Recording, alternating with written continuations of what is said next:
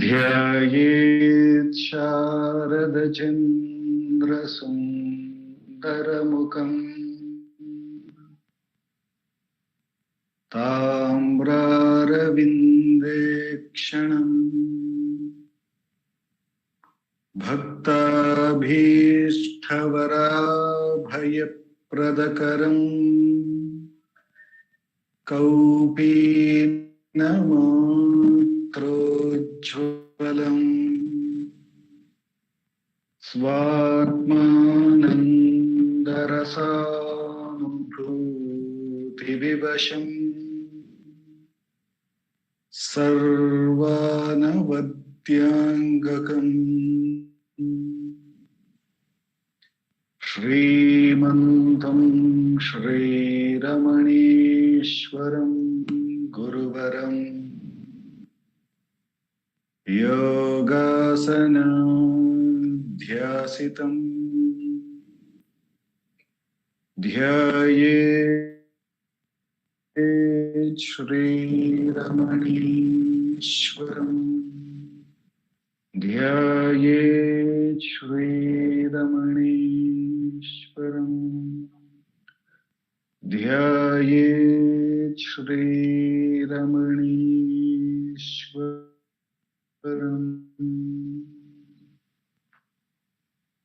हृदयकुहरमध्ये केवलं ब्रह्ममात्रम् यहमहमिति साक्षातात्मरूपेण भाति हृदि विषमनसा स्वं चिन्वतामच्युताव पवनचलनरोधात् आत्मनिष्ठो भवत्वम्।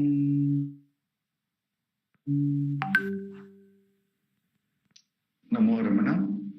We will commence the Friday Atma Vichara session by listening to Bhagavan's Upadesham. As usual, I'll be reading from the book Ramana Answers, Self-Enquiry 1900 to 1950, a compilation of all the answers given by Bhagavan on the subject of Atma Vichara, self-enquiry between 1900 to 1950. The compilation done by our founder president Shri A.R. Natarajanji, and we have been looking at the question answer sessions from 1936 to 1950. For the last 2-3 weeks we have been contemplating on this particular question which is asked by the devotee, which goes by, how is one to destroy the ego? After contemplating on the answer given by Bhagavan by his grace, we will have a 20 minutes Atma Vichara session, following which Nandakumar ji would be speaking about Atma Vichara today, and then we will have the concluding prayers to Bhagavan. I read out the 19th question. How is one to destroy the ego? Bhagavan says, the ego is like one's shadow thrown on the ground. If one attempts to bury it, it will be foolish. The self is only one. If limited, it is the ego. If unlimited, it is the infinite and is the reality. The bubbles are different from one another and numerous, but the ocean is only one. Similarly, the egos are many, whereas the self is one and only one. When told that you are not the ego, realize the reality. Why do you still identify yourself with the ego? It is like saying, don't think of the monkey while taking medicine. It is impossible. Similarly, when the reality is mentioned, why do you continue to meditate Shivoham or Aham Brahmasmi without tracking and understanding its significance? It is not enough to repeat the bare words or think of them. Reality is simply the loss of the ego. Destroy the ego by seeking its identity, because the ego is no entity. It will automatically vanish and reality will shine forth by itself. This is the direct method, whereas all other methods are done only retaining the ego. In those paths, there arises so many doubts, and the eternal question remains to be tackled finally. But in this method, the final question is the only one, and it is raised from the very beginning. No sadhanas are necessary for engaging in this quest. We looked at the first three paragraphs and contemplated on the answers. We'll just recap. In the first paragraph, Bhagavan says the ego is like a shadow thrown on the ground. If one tries to bury it, it will be foolish. We looked at that, whatever we use to suppress the shadow, we see that the shadow will come on top of that thing that we use, the hands or whatever we use to suppress. That means, in whatever way using the ego we try to eliminate it, our new understanding of it, that I can do it this way or I can do it that way, becomes the new identity or the new ego. And therefore, Bhagavan says it is a very foolish way to eradicate the ego. And Bhagavan goes and says that if the self is, since the self is only one, we should remember this very clearly. The self is only one. If limited, it is the ego. If it is unlimited, it is infinite and the reality. So the self alone is, if that self somehow has an adjunct and has a limitation, then it is to be seen as the ego. And if it is having no adjunct, therefore it is infinite, and that is the reality. Further, Bhagavan says in the second paragraph, the bubbles are different from one another and numerous, but the ocean is only one. Similarly, the egos are many, whereas the self is only one and only one. And we saw that, like, all the bubbles is nothing but water of the ocean itself. It is the same way, no matter what all egos that we see or what all thoughts that we see, it is all seen by that one being consciousness. It is just that one being consciousness itself appearing in these names and forms. Therefore, either we can see the being consciousness or we can get lost in the ocean of seeing the names and forms. So when we see the names and forms, it appear many. But when we see it as only being consciousness, we see all our experience is nothing but one thing, which is the being consciousness. Further, Bhagavan goes on to say that when told that you are not the ego, realize the reality, why do you still identify yourself with the ego? It is like saying, don't think of the monkey while taking medicine. It is impossible. Similarly, when the reality is mentioned, why do you continue to meditate Shivoham or Aham Brahmasmi without tracking and understanding its significance? It is not enough to repeat the bare words or think of them. So Bhagavan is saying, instead of simply, when reality is being told that the one to whom all these names and forms are appearing, go to that, and that is the consciousness, that one consciousness to which everything is appearing, and that one consciousness never goes through any change. Instead of holding on to that, Bhagavan is saying, why are you still holding on to some thought? Something like I will do Shivoham meditation or Aham Brahmasmi without tracking and understanding. Then it is like when it is told that don't think of the monkey to take the medicine, rather we start thinking about the same thing, and the medicine becomes ineffective. That means we still hold on to many thoughts and concepts, instead of holding on to the being consciousness at all times. Finally, in this paragraph, Bhagavan says, reality is simply the loss of the ego. Destroy the ego by seeking its identity. Because the ego is no entity, it will automatically vanish and reality will shine forth by itself. So in the first paragraph, Bhagavan very clearly said what the ego is. Bhagavan very clearly said there is only one self, there is nothing apart from it. But if it is limited, it is the ego. If it is unlimited and infinite, that is the truth, that is the self. So now Bhagavan is saying, if that limited thing is, the loss of that limitedness is nothing but reality. So destroy the egos by seeking its identity, because the ego is no entity, says Bhagavan here. The only way we can understand this perhaps is, if you look at the traditional path, they give the analogy where the space inside the pot is somehow thinking that there is a huge space outside of this pot and I need to become one with it. And it is very idea that it is thinking that it is within the pot and it is separate from the space outside. It has a different identity than that of the space outside.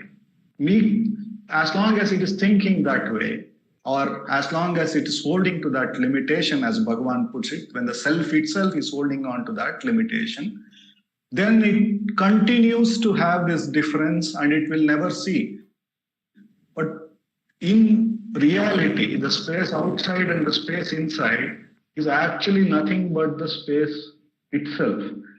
So all Bhagavan is saying is the loss of the ego, the loss of this limitation, the loss of this holding on that I am a space within this pot, or I am this entity within this frame. That is the need. That is the real destruction of the ego, says Bhagavan here. And how to destroy it? Is it again an intellectual understanding that is going to destroy? In the first paragraph, Bhagavan says that is like burying the shadow. No matter what way we intellectually think, that becomes our new identity. So Bhagavan is not asking that. He is repeatedly asking us to really track to whom that limitation is. Track it. To whom is this? When I say I, and this I is the thought and I am limited to that, to whom is that? So who am I? So by tracking its identity, by tracking its source, Bhagavan is saying that is the best way to destroy it, because at the source, at the reality, there is absolutely no difference. It is pure and undivided truth. Somehow this identity or limitation has come, which Bhagavan calls here, it is no entity, or we can say that it is an imaginary limitation. That's why it is also termed as Maya and other things, where it is just an imagination, and the light of the self, when it falls on the imagination, and because the imagination appears so real, we feel that, that I am a limited entity with this name and form. So the only trick is to turn back and try to understand or try to abide in that truth in whose light all these limitations are appearing. So by inquiring who am I and getting back to the source, that is the direct method, says Bhagavan, whereas all other methods are done only retaining the ego, because it is an understanding that we get, and the understanding is again by this entity. And that entity having that understanding is trying to know or trying to do. And therefore, it is all done by retaining the ego. Only when we trace the source of the ego and transcend that, even that limitation, and go to the unlimited, then only we experience the reality. So Bhagavan says, in those paths, many doubts may come, then many things has to be tackled. But the final question of who to whom all his doubts, who am I, has to be asked. And Bhagavan says that in this path, since we hold on to the enquiry itself, from the very beginning, that is all that it needs to be done, because there is no sadhana. The sadhana is also done by the ego, by the limited entity, because it is thinking it is limited and therefore it wants to know something, do something. Whereas when we transcend that by inquiring to whom is this I and who am I, when we transcend that limitation, then there is no sadhana, also says Bhagavan. And that is why it is called the direct path. With the immense grace of Bhagavan, with which alone we have come to this most direct path, which alone, with its grace, removes the assumed limitation and makes us see that it is just only one space. There is no division at all. That grace which removes that limitation, which has appeared, or which we call as Ramana Sadguru, has graciously blessed us all with this Atma Vichara. And as long as there is a limitation that is still appearing to us, and it may appear in the form of thoughts, whenever it appears, Bhagavan says, diligently inquire to whom is this, and it becomes clear it is for me. And therefore inquire who am I and trace its source, get back to its source. And by repeatedly getting back into that one reality which is there, Bhagavan assures that the mind will gain enough strength to remain, and all the adjuncts, all the assumed limitations will get dissolved in the truth which alone is. The immense grace of Bhagavan with which we have come to this Atma Vicharam, let us do self-inquiry for the next 20 minutes.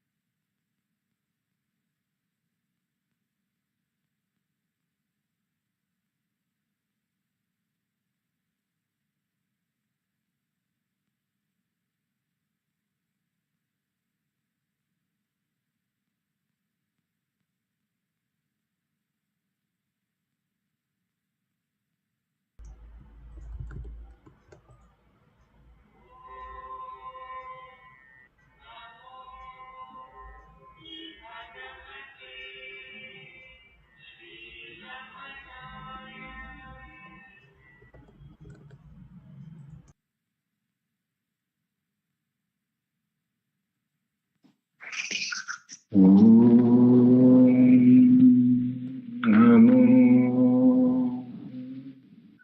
Bhagavate Shri Ramanaya. Namo Ramana. Over to Nandakumar ji.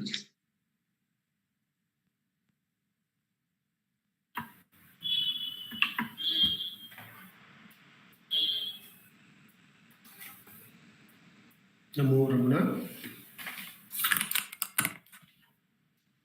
I am standing in for Shraddha Katve.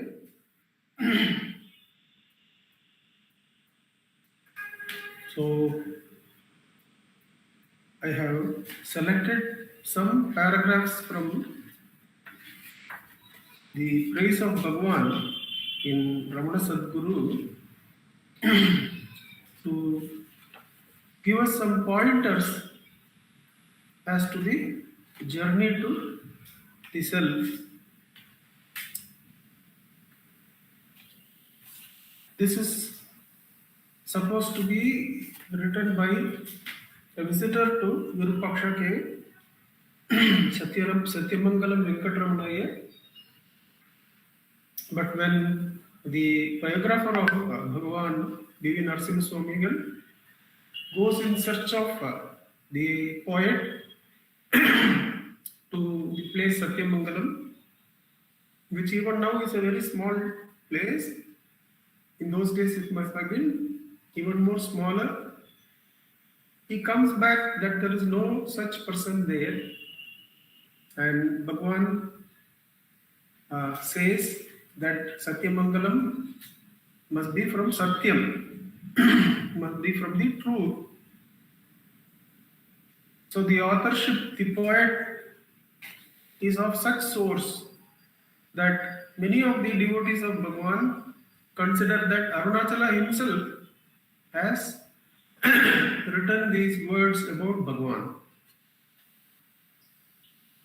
Ramana Sadguru, Ramana Sadguru, Ramana Sadguru Rayane, Ramana Sadguru, Ramana Sadguru, Ramana Sadguru Rayane.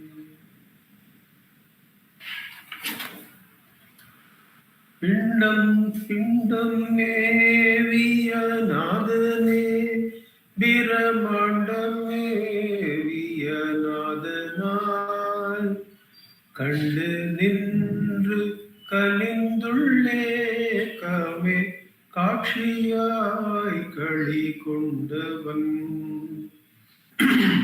While describing Ramanacentre Bengaluru, the poet says, Pindam Meviya Nadane, Brahmandam Meviya Nadanar, Kandu, Nindru, Kanindul, Ekame Kakshiya, Kalikondavan. Who is Ramana? He is the one who has understood this truth, that the spirit that permeates this pindam, this small bit of flesh and bones, is the same spirit that permeates the entire Brahmanda. That is some indication as to how self-inquiry makes us feel one with the self of all, the spirit that permeates the entire Brahmanda. All one has to do is to find the spirit that permeates the pindam. Who am I? When one inquires into who am I and finds that spirit which is permeating this body self-luminously, that very self-luminous spirit is the spirit that permeates the entire cosmos.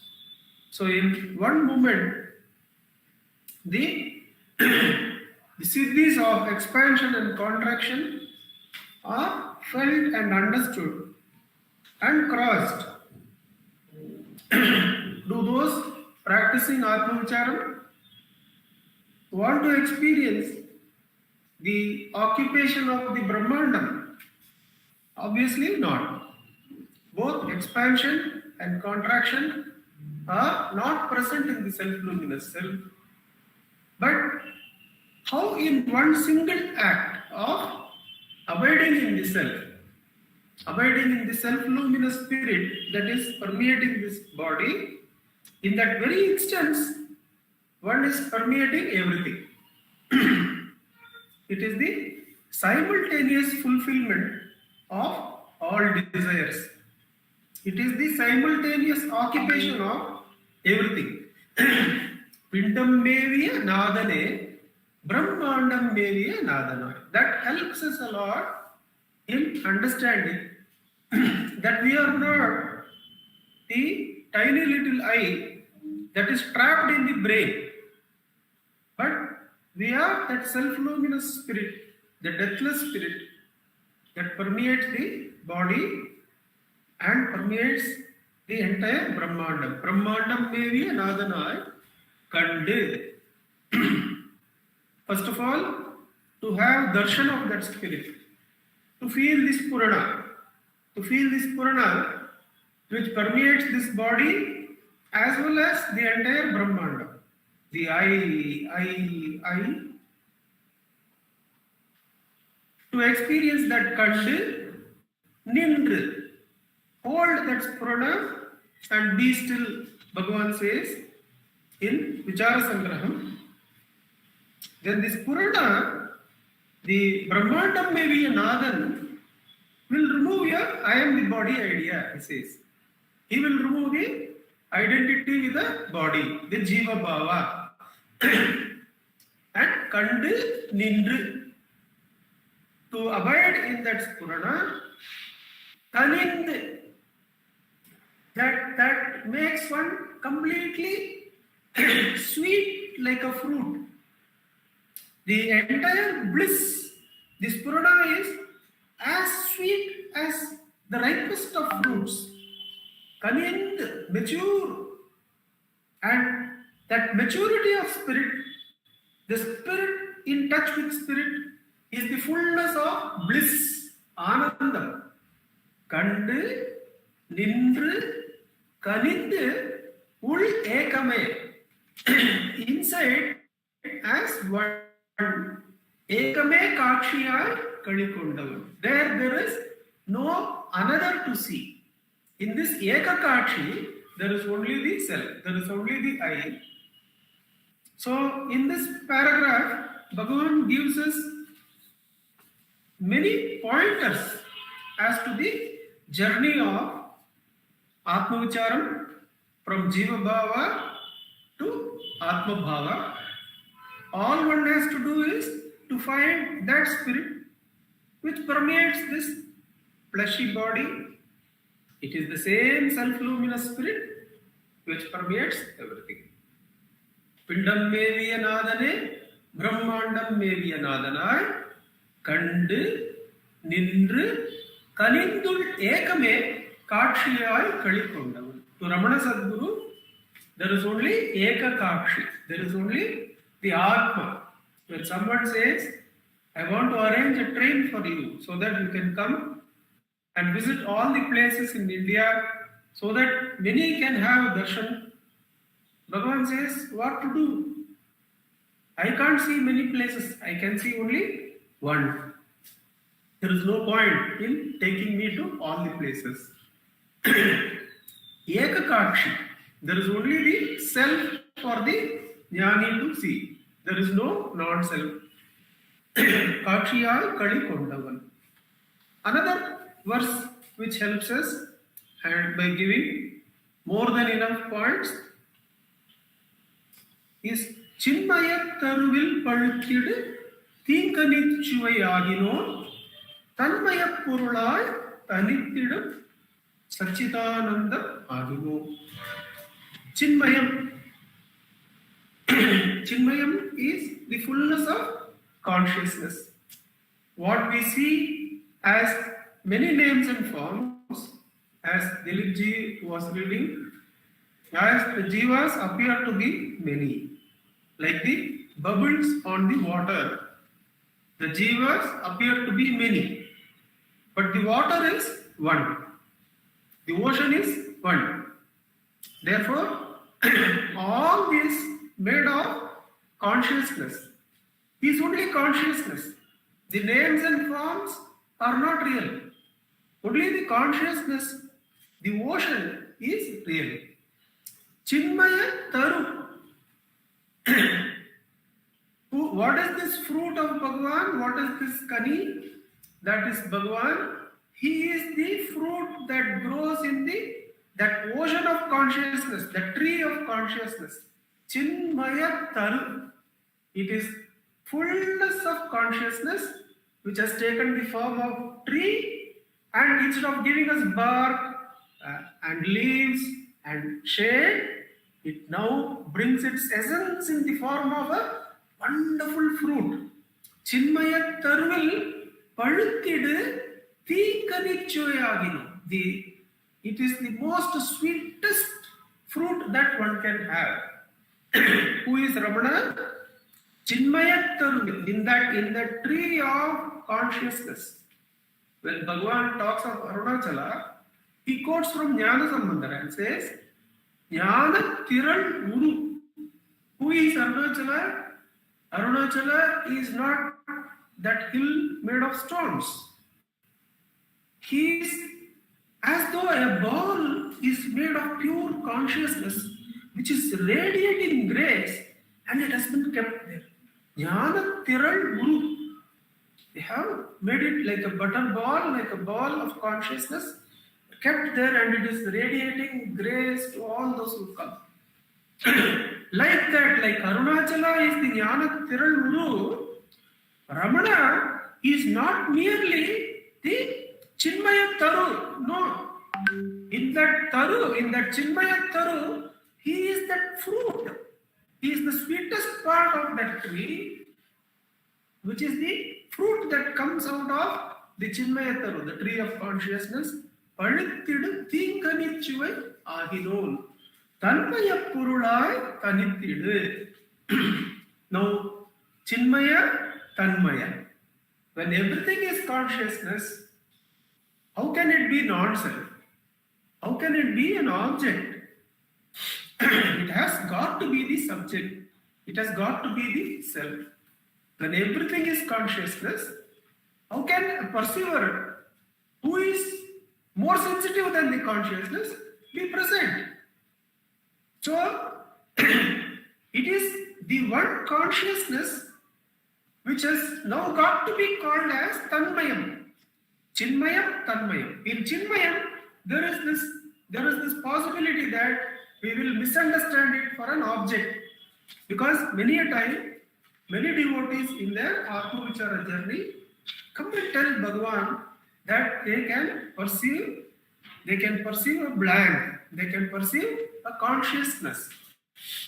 And Bhagavan gives us the example of Parvati Amma's tapas, where in one point of her tapas in Tiruvannamalai, she sees a light, a fullness of light in front of her. But Bhagavan, for our sake, says that, she says that if I can perceive the light, then the light is within my field of perception. Therefore, it is smaller than I. It is smaller than the self. If something is within our vision, then that object is smaller than the seer.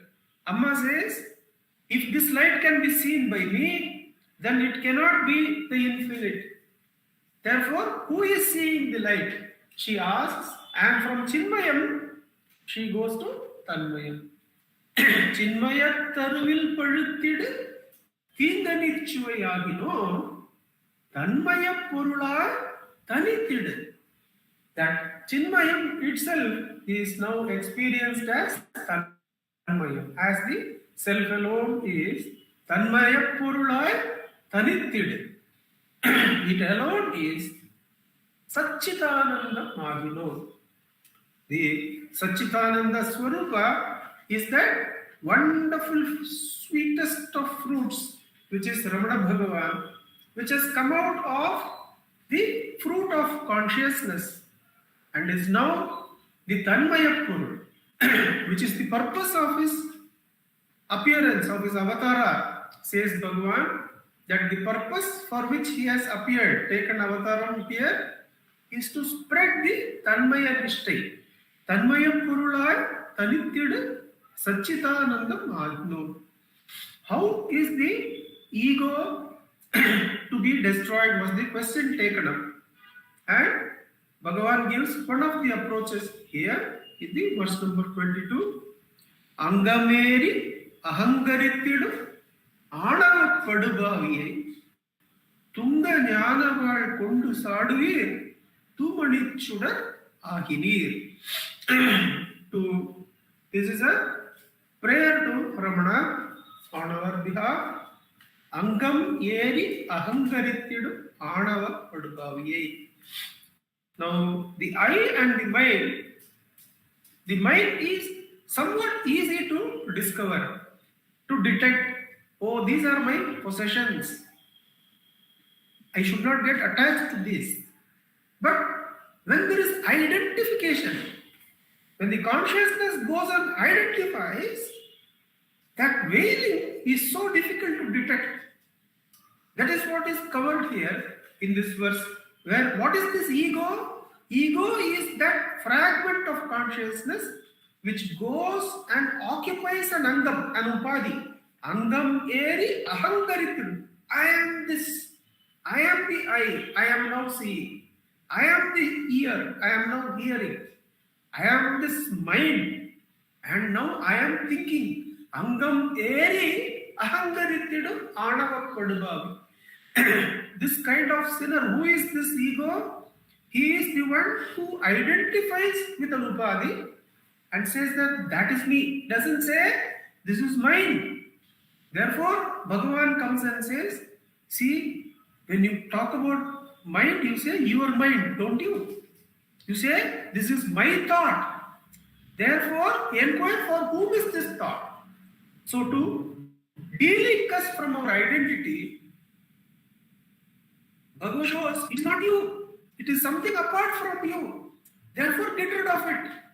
Whereas when we act through the senses, we are identified with the mind, we are identified with the breath, we are identified with the senses, and we call this whole unit as I and just get caught in the mind world complex. Whereas the Sadguru, Ramanacentre Bengaluru comes and says, see, the nature of this ego is to identify, occupy, and then get caught into the world of objects. Therefore, Angameri Ahangarithidu Anava Padubaviyai. As soon as a thought arises, don't use it. And don't use the eyes and go and get caught. Ask for whom is this thought. Even the identity is converted into Mamakara by Bhagavan in Atmaviccara. For whom is this thought? This thought is for me. Who am I? Frees the consciousness and takes it back to the source. Repeatedly doing this destroys the ego. Tunga Jnanava. This is the Jnana wall. The Atmavicharam is the Jnana wall. Kondu Sadavi. Attack this root of bondage. Tumani Chudar Atmir. You are that pure light of consciousness.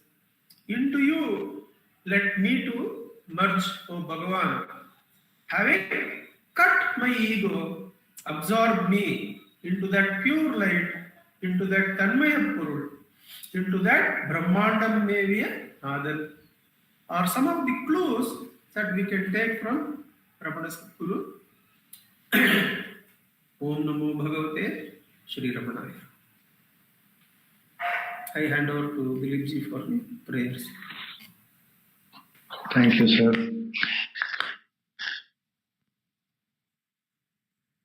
Apara Satchit Sukhavarirashi Yasyor Mimatram Bhuvanam Samastam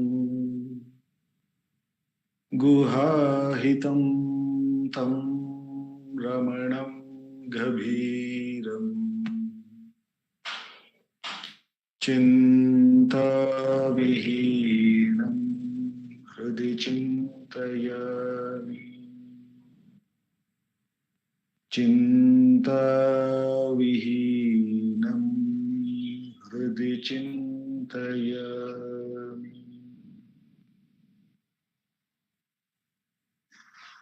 NaMo Raman